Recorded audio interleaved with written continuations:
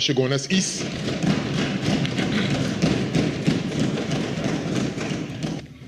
Thank you very much, Mr. Deputy Speaker. And as I begin, I would like to thank you for the opportunity to contribute to this debate, which marks my third budget presentation since entry into Parliament. Mr. Deputy Speaker, this 2023 budget has done nothing but diss the population of Trinidad and Tobago. I sat and listened to the Minister of Finance, and when he delivered the fiscal and other measures, we all became afflicted with a series of words starting with this. The population became afflicted with a series of words starting with this. The population became disoriented, Mr. Deputy Speaker. The population became disturbed. They became distressed, discomforted, disappointed, disabled, and finally the population became disgusted with this budget. Mr. Deputy Speaker, I would like to also take this opportunity to endorse the contribution of the distinguished leader of the opposition and my political leader, who displayed the true feelings and what the citizens of this country are experiencing, who spoke nothing else but the truth of poor people having feelings too. Mr. Deputy Speaker, I have listened from yesterday into today, and members of the other side can come in this house to speak directly to parents. They can come to speak directly to youth, to students. You have already failed the population, and it is time to go. The population is disgusted with your measures, which will only work against their households. Mr. Deputy Speaker, yesterday while listening to the member for St. Joseph and others, I heard about the UNC selling a narrative. Mr. Deputy Speaker, the UNC has always focused on people-centered governance. The UNC has always been a party to listen and lead. So we don't have to paint any narrative on your governance. The people of Trinidad and Tobago listen well enough, they read well enough, and they understand well enough. Hence, they will not accept your narrative. Mr. Deputy Speaker, what we have seen here today is that all members of the other side who have spoken from the government bench doing nothing but trying to defend themselves in true PNM style. Mr. Deputy Speaker, before I move on, I must focus a little on the last speaker, who was the Minister of Social Development and Family Services. Mr. Deputy Speaker, I read all of the budget documents, and I almost felt as though I was reading the Social Sector Investment Program book whilst that minister spoke just now. Mr. Deputy Speaker, the minister, during her presentation, failed to tell us why food cards were not topped up at the beginning of September 2022. The minister spoke about grants being on time month after month, yet the minister never gave a reason for the late payment on food cards in September 2022 when children of vulnerable families were returning to school. But I must say, what a wonderful picture, depicting everything but the reality of what is happening in Trinidad and Tobago. Mr. Deputy Speaker, the minister painted a wonderful picture, but let us not forget, thousands are still awaiting income support grant in this country. Let us not forget, when landlords were being evicted, this minister asked landlords to, when landlords were evicting tenants, this minister asked landlords to hold strain. Let us not forget, those facing disasters still awaiting grants. Mr. Deputy Speaker, since the 2023 budget statement, the population have been experiencing insomnia. And this is no joke. This budget and the context therein are replete with measures that create sleepless nights for the citizens of this country.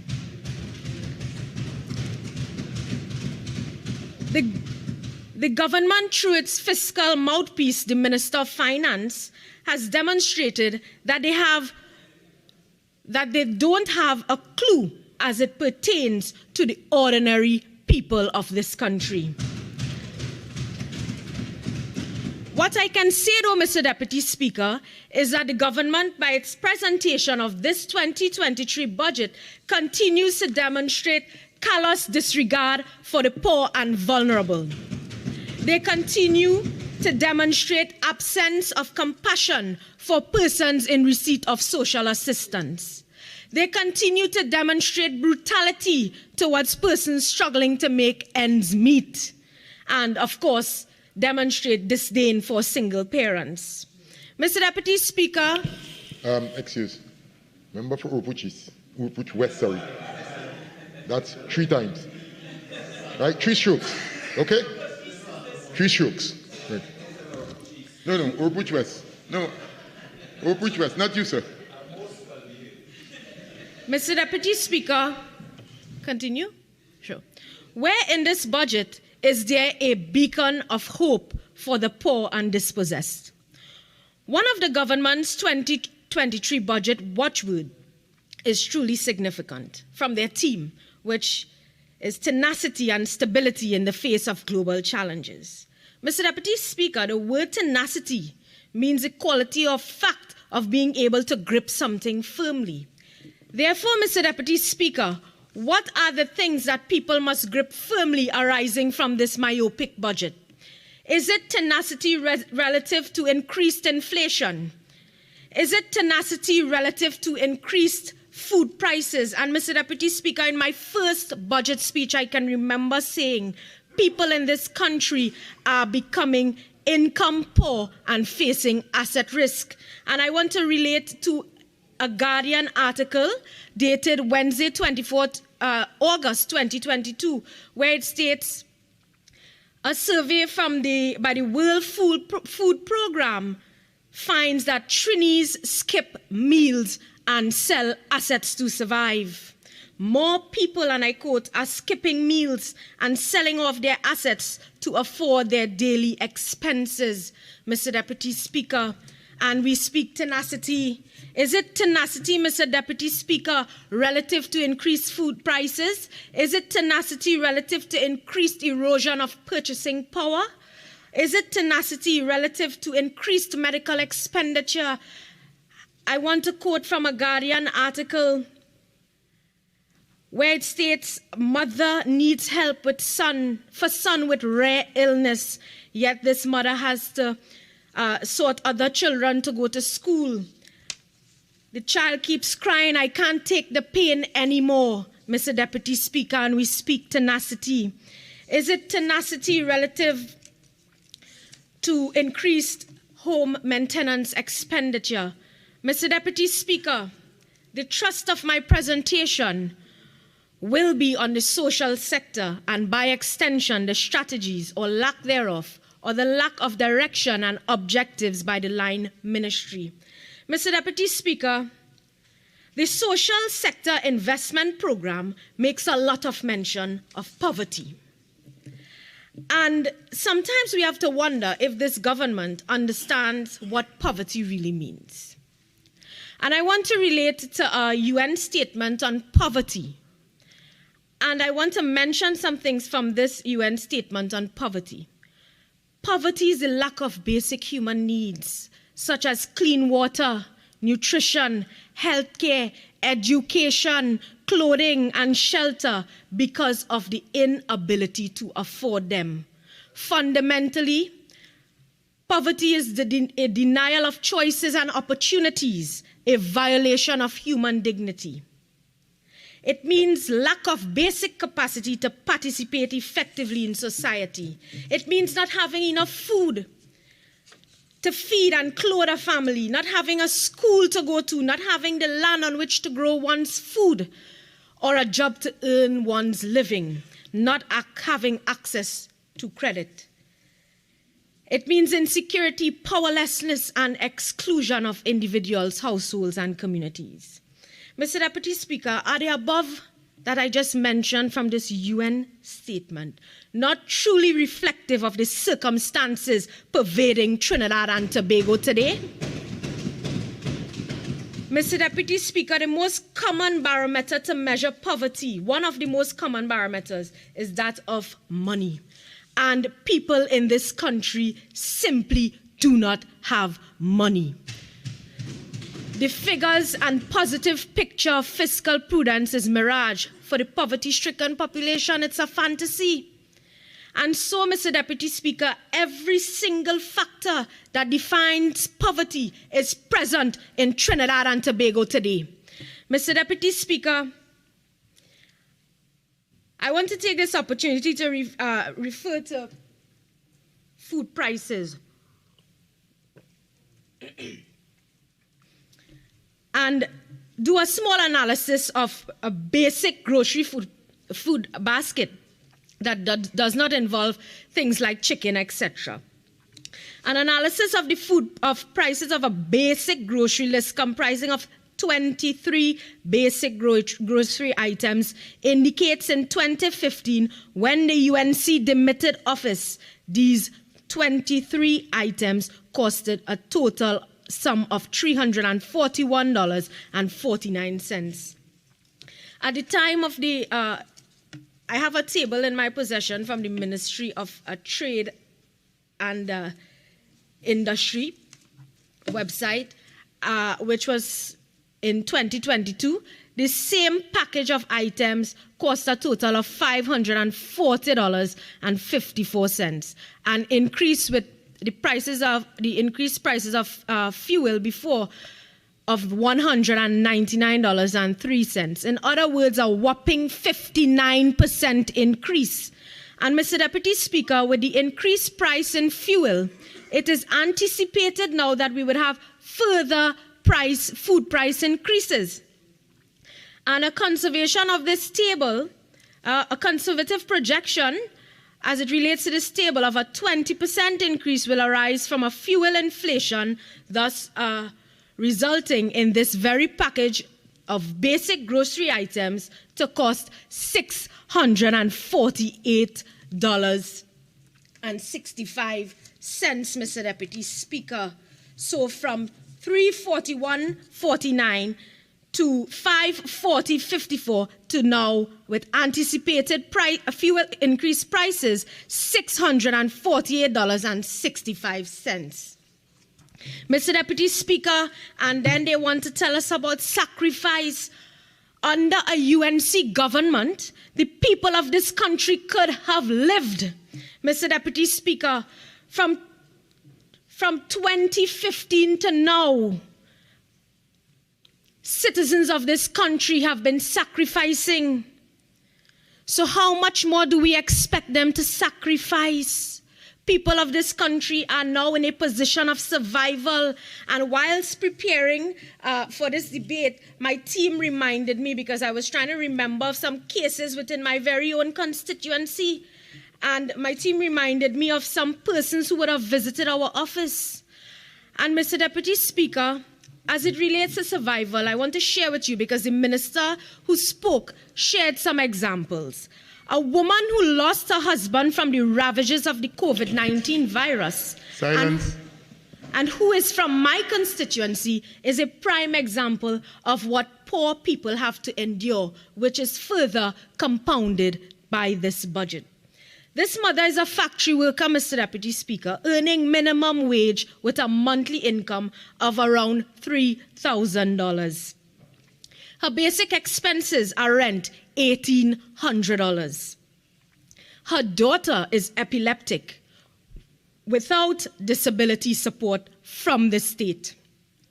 Applied, Mr. Deputy Speaker, mind you, the social development ministries are conducting investigations for over 2 years.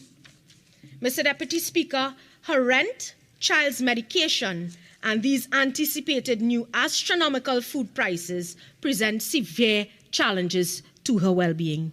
Mr. Deputy Speaker, what provisions are in place for such persons who are affected by such deleterious circumstances?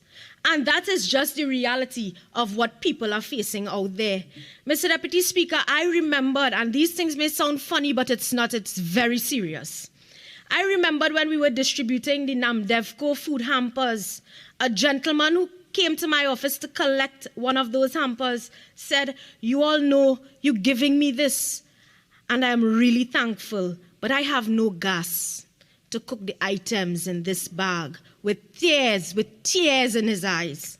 Mr. Deputy Speaker, this one might also sound funny, but it's very serious. Another lady visited my office, and as she explained her desperation and struggle for food, she said, "Vandana, my refrigerator has so much room, I could put it up for rent." That is how empty her refrigerator was at the time, Mr. Deputy Speaker. And Mr. Deputy Speaker, as I move on, I want to deal with the social policies and whatnot from the Social Sector Investment Program, which the Minister of Social Development mentioned. Due to time constraints, I would merely highlight some snippets from the Social Sector Investment Program, namely page 36. Recently, Mr. Deputy Speaker, the Ministry on multiple occasions withheld or placed in abeyance the processing of social services grants due to ongoing reviews, which the Minister also mentioned. This is indeed mind-boggling, Mr. Deputy Speaker, since what is strange is a duplication or the duping of the public into believing some internal review is being initiated that would ultimately redound to their benefit. However, Mr. Deputy Speaker, the budget documents reflect that proposed amendments to the various social services legislation are under review by the relevant agencies, namely the Senior Citizens Pension Act, which the status of that is that the draft bill is under review by the Ministry of Social Development and Family Services and the Office of the Attorney General, as well as amendments to the Public Assistance Act, which is currently under review, the status, by an internal ministerial team.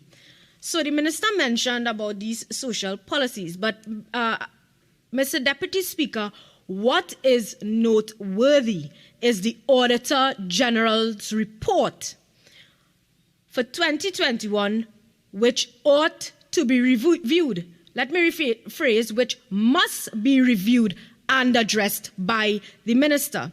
A lot of what the Minister said here today as to the reasons why persons were receiving multiple grants were not included in this Auditor General's report.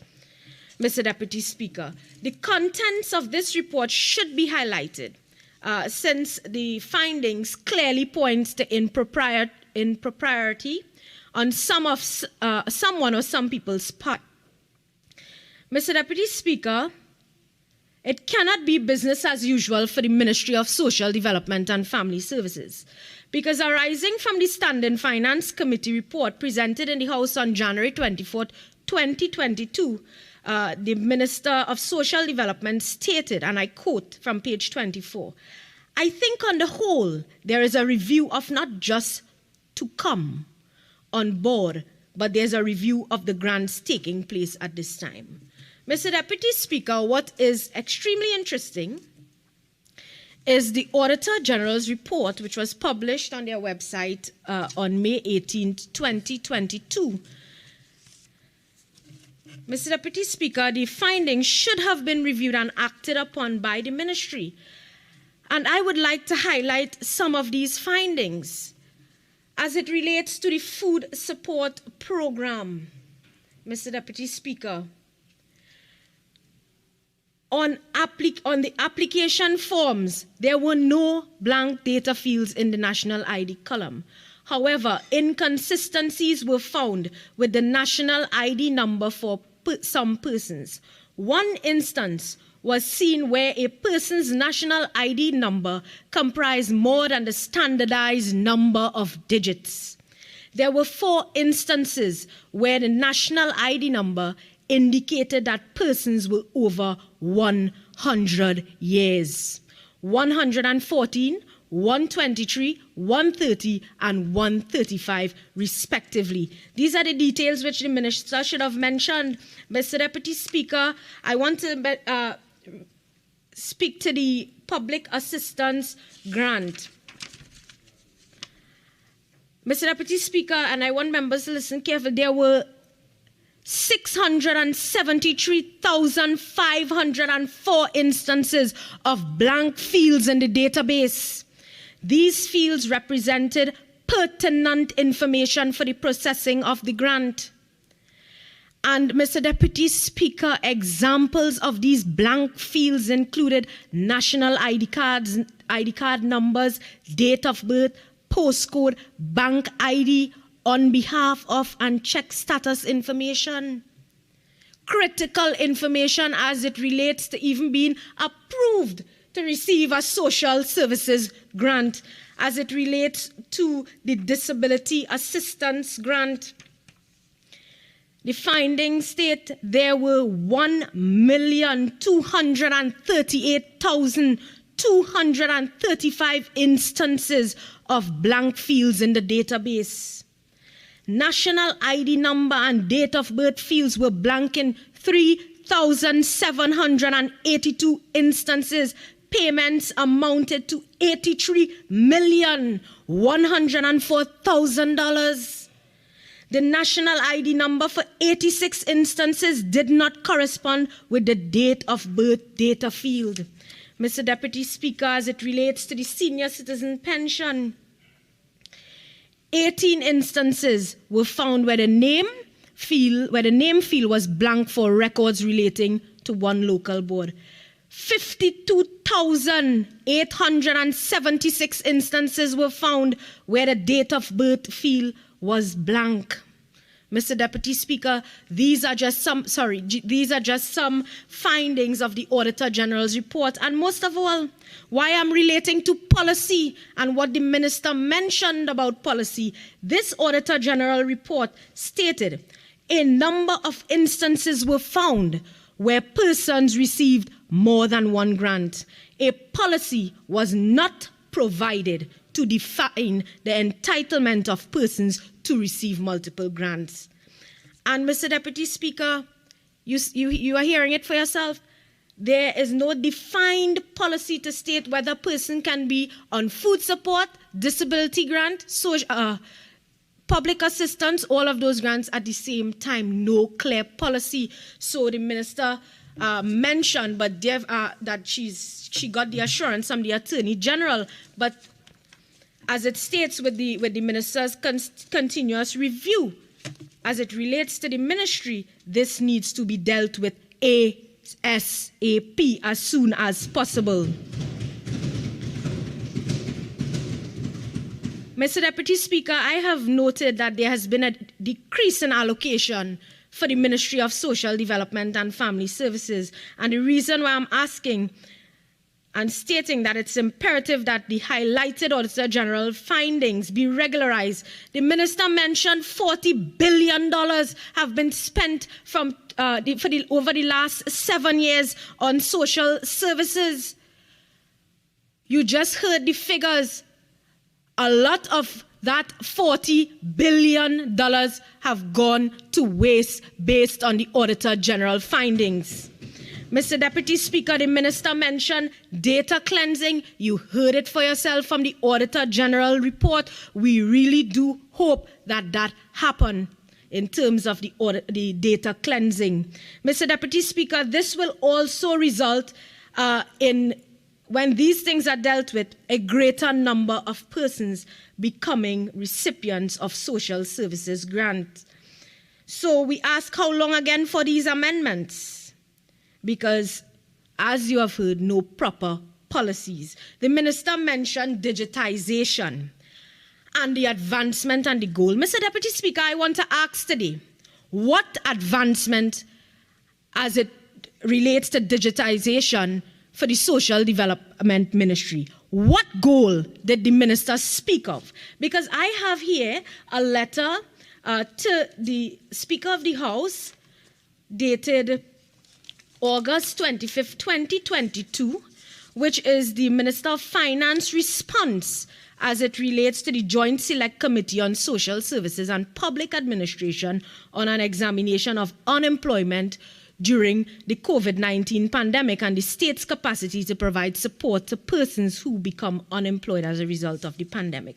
Mr. Deputy Speaker, the Ministry of Finance response.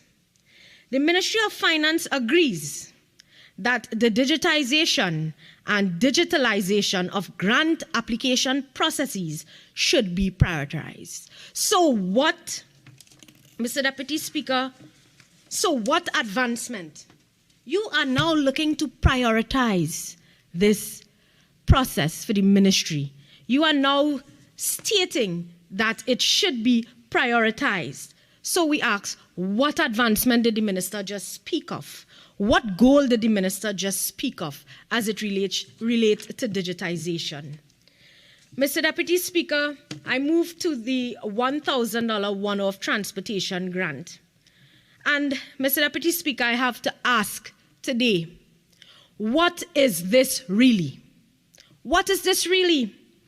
Because the audacity of this regime who believes that the population and the older generation in particular are gullible and naive and will not see through this ruse.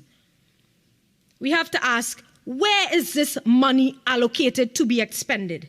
Is it under the Ministry of Social Development and Family Services, which in the 2023 budgetary allocation indicates a decrease by $146,945,442, a decrease. And this is reflected, Mr. Deputy Speaker, on page 342 of the draft estimates of recurrent expenditure 2023. And further, Mr. Deputy Speaker, an inspection of the line item details does not reflect any allocations to service this facility. The minister never mentioned. So under which ministry will it be paid rather? Mr. Deputy Speaker, my final pronouncement on this matter is that this grant is an affront to senior citizens who have contributed to the development of Trinidad and Tobago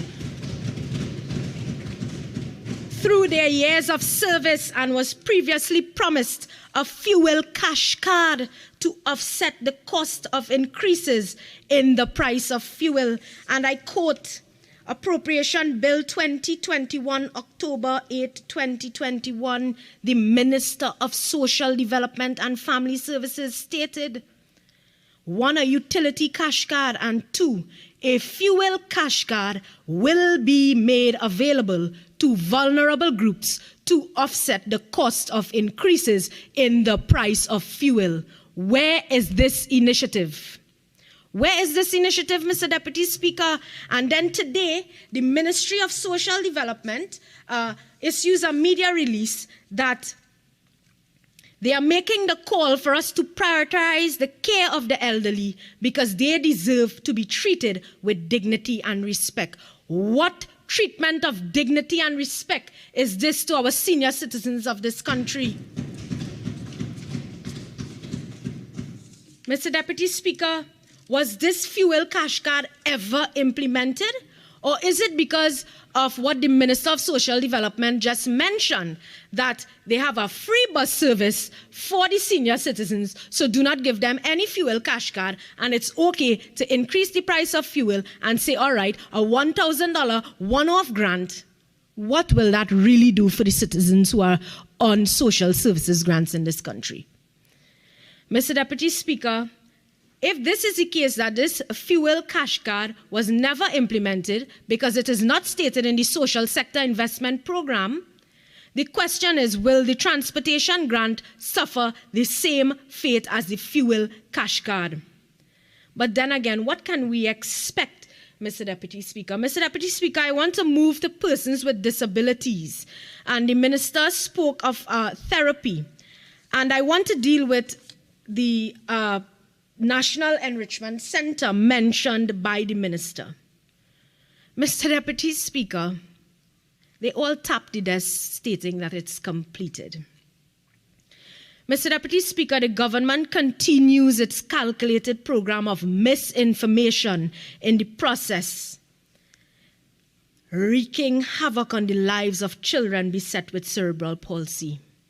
I make this statement, Mr. Deputy Speaker, not with any malicious intent, but based on the statements afforded by ministers when responding to filed questions. Mr. Deputy Speaker, in a response to a question on Friday, July 9th, 2021, the former Minister of Planning, on behalf of the Minister of Social Development, stated inter alia. To do, what is the response in another, what is that to do with our budget debate? Wait Again. and see. Hold on, members. No, please.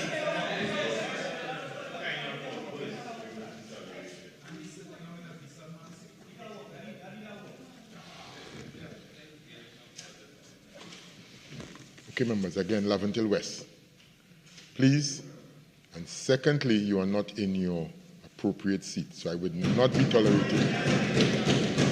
Right, I would not be tolerating comment. Please. Okay, all right, members. And again, I'll give you some leeway. Let me hear what point you're going to make, and then I'll decide accordingly. Mr. Deputy Speaker, I'm just dealing with the statement made by the minister during her contribution. I've given you the opportunity. Thank you very much. And we'll proceed. And Mr. Deputy Speaker, the response at that time was that work is expected to continue with the relaxation of restrictions on the construction sector, and barring unforeseen circumstances, it is expected that this center will be fully operational by the end of September 2021.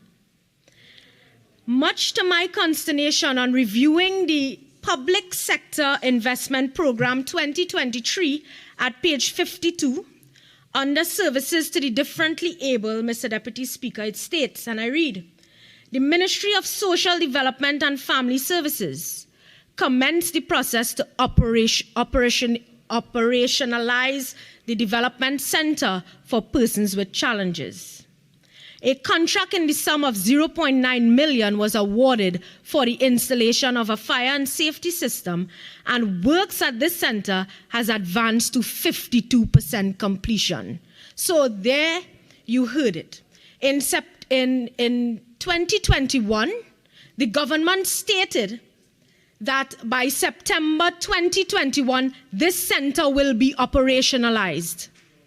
Today we are hearing that it is now completed by the minister, yet the PSIP book states that the completion of works is at 52%, Mr. Deputy Speaker. And the member for St. Joseph want to tell us to read the books. We will see. Well, we are reading the books, and the dates given by your government does not correspond as it relates to the operationalization and completion of this center. So we really call on the government to tell us when this National Enrichment Center would really become fully operational, thus enabling those children with disabilities to access the facility. Mr. Deputy Speaker, and I want to relate to the ministry's statements in a TTT interview where they indicated that disability issues are high on the agenda. So if disability issues are high on the agenda, get the National Enrichment Center up and running.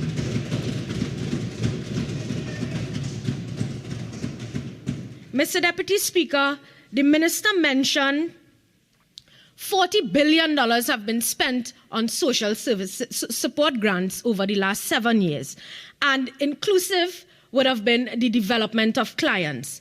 Mr. Deputy Speaker, another fail highlight that seems to steep in misinformation is the social transformation and empowerment program, Uplifting People. Step Up. Mr. Deputy Speaker, which was promised to be rolled out by the Minister of Social Development and Family Services. And Mr. Deputy Speaker, this was supported at page 34 of the Social Sector Investment Program of 2022. But, of course, in true PNM style, under the 2023 budgetary allocation, and I relate to the draft estimates of recurrent expenditure, page 352, line item 007, household 11, target conditional cash transfer program development component for recipients. Mr. Deputy Speaker, what development are they speaking of? Because no allocation of funding was advanced for this development component as it relates to those persons under social support grants. Therefore, Mr. Deputy Speaker, what is the PNM's position on this step-up program? What is their position? This is an important factor as it relates to having those persons on social support grants graduate from those grants so they are no longer reliant on the social support system and can have a life where they can manage their various households. Mr. Deputy Speaker, I now move to the place that is most dear to me, the constituency of Chaguanas, who seems to be forgotten in this Minister of Finance 2023 budget, as it relates to many factors which I would outline. Mr. Deputy Speaker, the Chaguanas East agricultural sector is currently being ravaged by the giant African snails and threatened by the Tuta absoluta leaf miner pest. Mr. Deputy Speaker, in response to a question filed on the giant African snails recently, the Minister of Agriculture responded that they are awaiting approval for usage of thiodecarb since approximately 2 years ago. Mr. Deputy Speaker, the inaction of the minister is creating undue hardship to my constituents who are badly affected, namely the constituents within the communities of Diet Street, Cunupia, the constituents within the communities of Diet Estate, Chin Chin Residential Development, Rodney Road and Rodney Branch Road, Marshall Trace, Warrenville, Lange Park, and other areas in Endeavour. Mr. Deputy Speaker, I want to ask the government to explore the Barbados strategy, which has proven to be highly effective. Mr. Deputy Speaker, and I quote from the Government Information Services, and you have to listen to this because if you do your research, you would see how effective it has been. Mr. Deputy Speaker, the Ministry of Agriculture, Food and Fisheries and Water Resource Management is reporting a major victory in the battle against the giant African snail, with a significant reduction in the population. And they have the Giant African Snail Bounty Program, which started in March 2009, where people have been collecting snails on a regular basis. And Mr. Deputy Speaker, they have destroyed 392 tons of snails. And Mr. Deputy Speaker, do you know what this represents according to this article?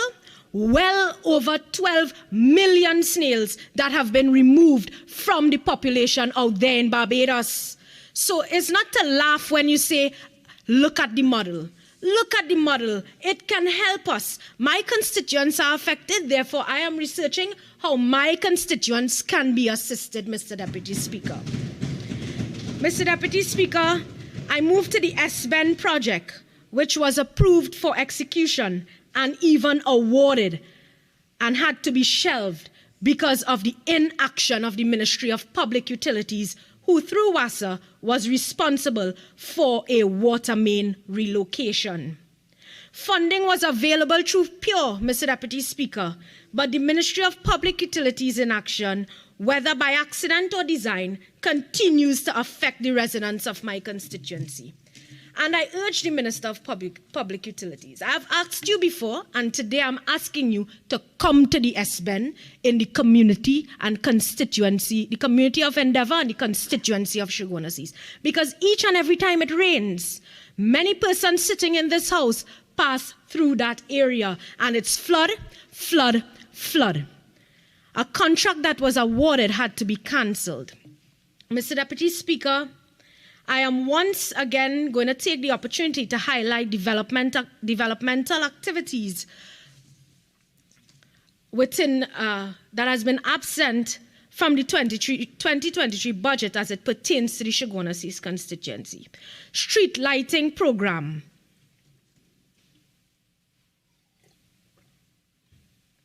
Street lighting program.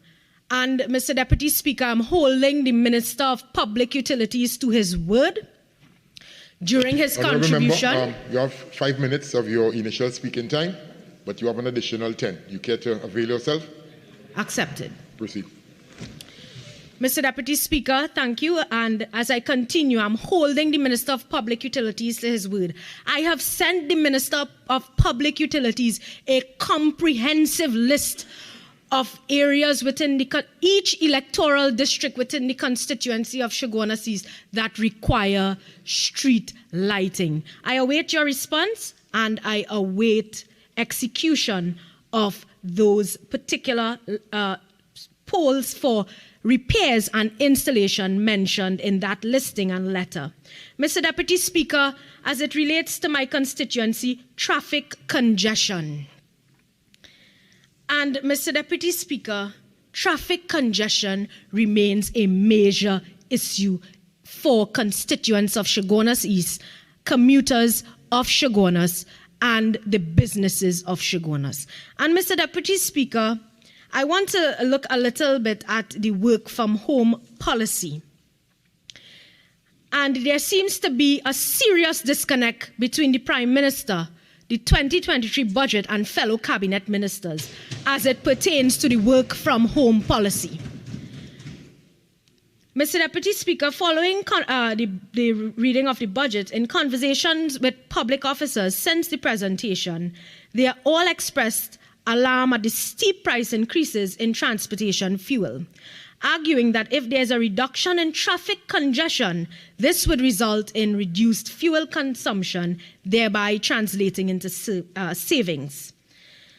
Mr. Deputy Speaker, a joint select committee of Parliament met and deliberated on the policy, and consensus was derived by both government and opposition members. And Mr. Deputy Speaker, it was duly noted that arising from the COVID-19 pandemic, an abridged version of this mechanism was necessary. By all accounts, it seemed successful. Therefore, a template was already instituted and modifications were required. But Mr. Deputy Speaker, on July 24, 2023, the Public Administration Minister stated by the end of this year, some public servants will have the option of working from home. And this was said in a TTT news interview. Mr. Deputy Speaker, at a post-budget conference, the Prime Minister scuttled this promise when he boldly asserted to the public sector is not ready for the major work-from-home policy. Mr. Deputy Speaker, how is it possible to trust this government arising from this? Mr. Deputy Speaker, the Prime Minister is being roasted on social media according to a newspaper report for his comments. Mr. Deputy Speaker, I have in my possession the report from that Joint Select Committee, and the timeline of events as it relates to the timeline of stay-at-home measures in Trinidad and Tobago. In this GSC report, which encouraged work-from-home arrangements as reflected on page 17 and 18 of this report, this reflected that work-from-home arrangements were encouraged and extended by the Prime Minister of Trinidad and Tobago, to which institutions and citizens complied. So what is the Prime Minister doing now? The Prime Minister is basically telling the Minister of Public Administration to take back your statement, and the Prime Minister is basically telling his government that that was my policy, and here's what, scrap the work from home policy. So, Mr. Deputy Speaker, my constituents are affected by traffic congestion, and I continue to make the plea to the Minister of Works to please look at the traffic issues in Chaguanas. Mr. Deputy Speaker, absent again, construction of police youth clubs. The Minister of Education mentioned that schools are working with community policing, and yes, the Minister of Education mentioned that schools are working with community policing, and community policing are in turn attempting to get these students involved in the police youth clubs. And that's fine. I see that happening in the constituency of Chaguanas East. They are all alive and well and working. But, Mr. Deputy Speaker, I can assure that the construction of the Cunupia Police Youth Club is needed. A lot of work has gone into that with the various ministries and stakeholders, and I do hope that the Minister of Education and the Minister of National Security do take note of this. Mr. Deputy Speaker, as it relates to highlighting developmental activities, of course, the eradication of vagrancy problems. I have noted the Minister of Social Development contribution as it relates to socially displaced persons. And yes, I agree, and I can agree that there's need for greater collaboration because of my very own experiences with stakeholders involved in these programs to have persons removed or come off the streets. So there is need for greater collaboration, and of course, Mr. Deputy Speaker, the eradication of vagrancy problems within the constituency of Chaguanas East and in Chaguanas is critical, and I do hope that the Minister does not allow that particular case that she related to as it relates to the homeless person and his girlfriend deter her from continuing the works that is required as it relates to the vagrancy issues in the constituency of Chaguanas East and Chaguanas. Mr. Deputy Speaker, of course, improved safety and security measures are needed within the constituency, and I want to make the plea for greater police patrol and more vehicles. We have lost businessmen, and we have lost children of businessmen. We have lost citizens in the constituency of Chaguanas East. And therefore, this is required, this is needed, and it should and must be given in this financial year. Mr. Deputy Speaker, squatter regularization. I have written to ministers responsible, and I do hope to get a response. And I do hope that the constituents of Enterprise, North and South, as well as the constituents of Warrenville, can receive their necessary documents so that they can access the social services grants that are available. Of course, Mr. Deputy Speaker, the alleviation of flooding and the dealing of issues that I have with my farmers that they are experiencing. Mr. Deputy Speaker, we hear so much about all of those who would have worked during the pandemic.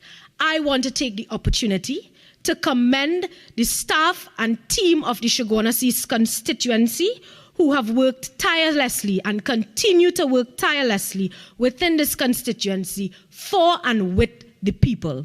Mr. Deputy Speaker, in conclusion, as I conclude my 2023 budget